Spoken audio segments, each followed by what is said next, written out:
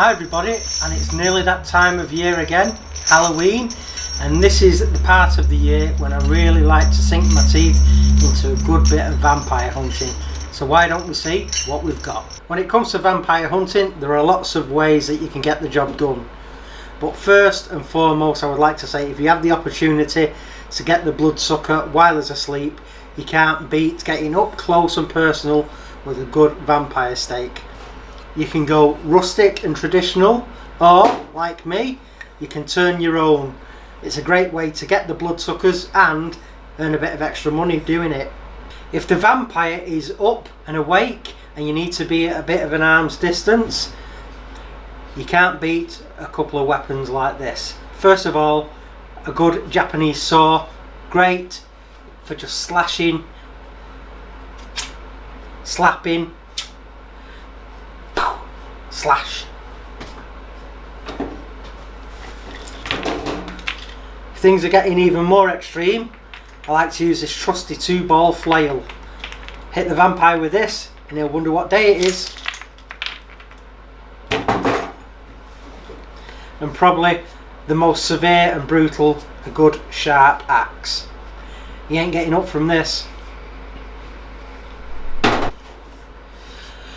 If you're actually trying to open the coffin of the vampire, what you need is a good crowbar like this.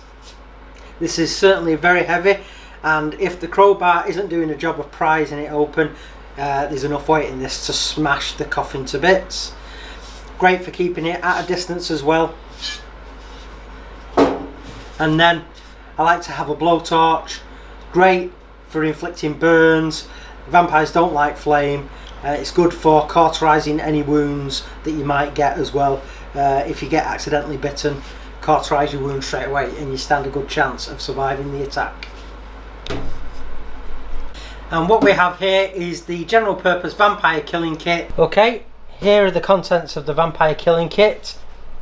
These are all the essentials that you need to get on a hunt and complete your task of killing the bloodsucker. So here, starting from left to right on the top, we have got consecrated earth.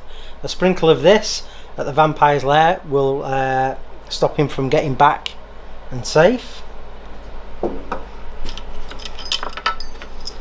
A selection of crypt keys. They should get you into all the places that are locked and keeping the vampire secure.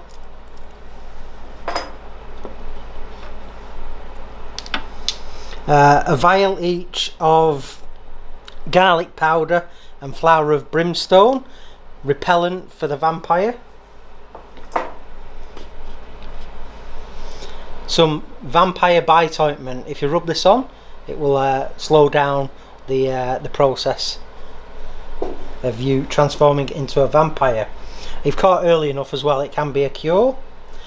Mustard seeds. A lot of vampires suffer from OCD, so if you sprinkle these on the floor, the vampire will be compelled to count them, and it'll give you a bit of time to get away and clear. We include just a couple of little bottles you can fill with other remedies and potions. Holy Bible, needed for reading, and again the vampire finds these completely abhorrent. So it's always good to have a Bible, a good mirror. Doesn't have to be huge. Obviously vampires cast no reflection. It's a good way of identifying a bloodsucker.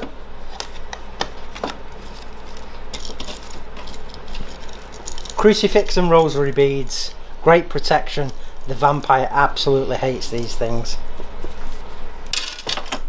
Little bit of altar cloth if you need to lay out an altar somewhere. You can do it with style.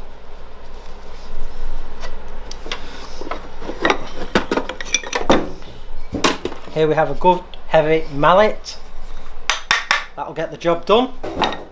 Got a selection of stakes. You always need to have a contingency, and a couple of smaller palm stakes.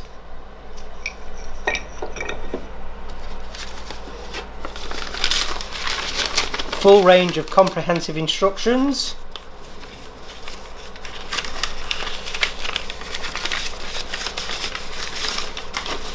and diagrams and charts to help you locate the heart.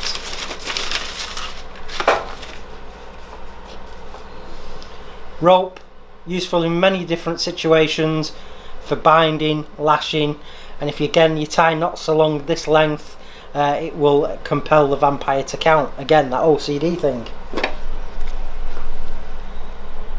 A candle and some matches.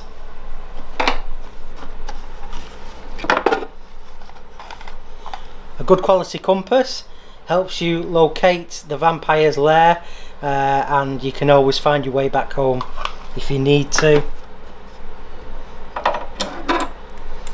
And last but not least, a bottle large enough to hold a good supply of holy water.